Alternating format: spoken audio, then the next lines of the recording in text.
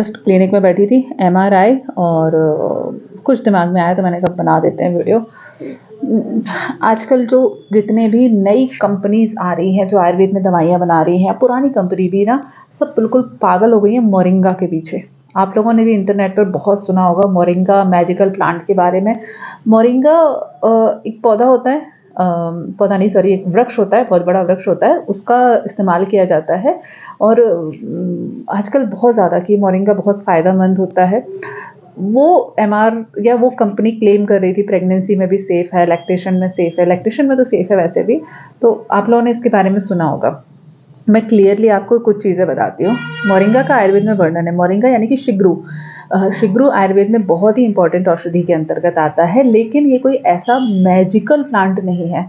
ये जो नई जो रिसर्च आती है ना, ज़्यादातर फॉरेन से होकर आती हैं। अमेरिका, यूएस, इंग्लैंड वाले पगला जाते हैं एक मेडिसिन का नाम सुन के। कुछ समय पहले तक नीम के लिए ऐसा करते थे, फिर बीच में बबूल के लिए करने लगे और तुलसी के लिए करने लगे। ये एक पौधा पकड़ लेते हैं या एक वृक्ष पकड़ लेते हैं और उसके ऊपर ही सारी मार्केटिंग करना चालू कर देते हैं। भाई मोरिंगा बहुत इंपॉर्टेंट वृक्ष है और बहुत मेडिसिन में इसका यूज़ किया जाता है, लेकिन ये कोई मैजिकल ड्रग नहीं है। ये काम कैसे करती है मेरे हिसाब से, ठीक है।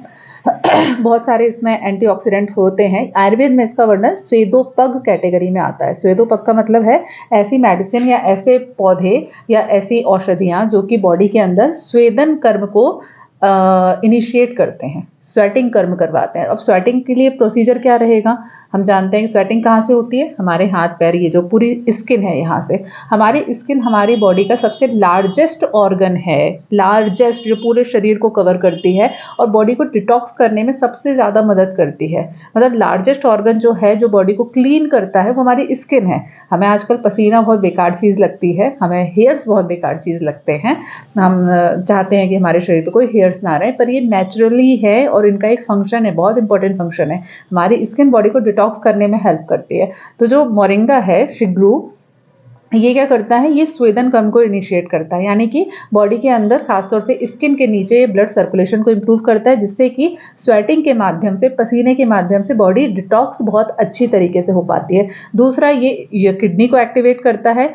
इसे आयुर्वेद में मतलब कई मामले में तो किडनी के लिए टॉक्सिक भी बोला जाता है कि अगर इसे आप हाई डोज में लो, जो कि आजकल हो रहा है, बहुत सारे लोग मोरिंगा के बेनिफिशियल चीज़ों से प्रभावित होकर इतनी ज़्यादा मात्रा में ले लेते हैं कि ये बहुत मैजिकल प्लांट है कि इससे किडनी खराब जाती है। बाद में दोष आयुर्वेद को देंगे अनफॉर्चुनेटली, लेकिन हाँ, ये किडनी को बहुत ही ज़्यादा मात्रा में उत्तेजित करने वाली मेडिसिन है।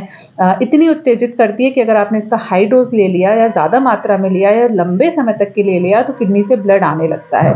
कम मात्रा में ले रहे हैं तो बहुत अच्छी है, ये किडनी को उत्तेजित करेगी, जिससे कि आपका यूरिन का फॉर्मेशन ज़्यादा होगा। यूरिन का फॉर्मेशन अच्छे तरीके से होगा तो बॉडी डिटॉक्स अच्छे तरीके से हो पाएगी।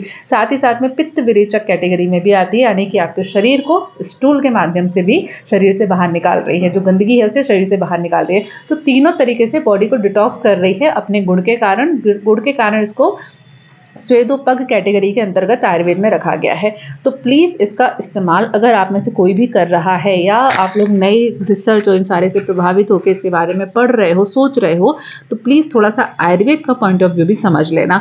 हाई डोज लोगे नुकसान होगा, जैसे पहले हल्दी के साथ में हुआ था। हल्दी बहुत ही अच्छी है, लिवर को उत्तेजित करती है, लेकिन हाई डोज मात्रा में अगर आप लगातार हल्दी का प्रयोग करते हैं तो ये आपके लिवर को डैमेज करती है। अगर आप बहुत ज़्यादा मात्रा में ले रहे हैं, कम मात्रा में ले रहे हैं तो लिवर को उत्तेजित करती है। वैसे ही मोरिंगा के साथ में है, वैसे ही अश्वगंधा के साथ में है। अश्वगंधा बॉडी के अंदर आपकी जो सप्त धातु है इसका वृद्धि करता है, लेकिन आप इसको हाई डोज मात्रा में, ज़रूरत से ज़्यादा मात्रा में ले रहे हैं तो ये हार्ट को नुकसान पहुंचाने वाला हो सकता है, क्योंकि ये ब्लड सर्कुलेशन को इम्प्रूव करता है, ब्लड प्रेशर को भी कम करता है, सामान्य तौर पे कम करता है, लेकिन अगर आप हाई डोज में लो तो ये ब्लड प्रेशर के लिए नुकसानदायक हो सकता है। तो आयुर्वेदिक मेडिसिन का प्रयोग करें तो केवल जो रिसर्च आ रही है उसके ऊपर भरोसा मत रखिए, उसका आयुर्वेद कॉन्टेक्स्ट समझने की कोशिश करिए, क्योंकि रिसर्च तो हर 5 साल 10 साल में चेंज होती रहेंगी। अभी वो बोल देंगे बहुत फायदेमंद है, 5 साल के बाद बोल देंगे अरे इससे तो किडनी नुकसान करती है, इससे तो ये होता है।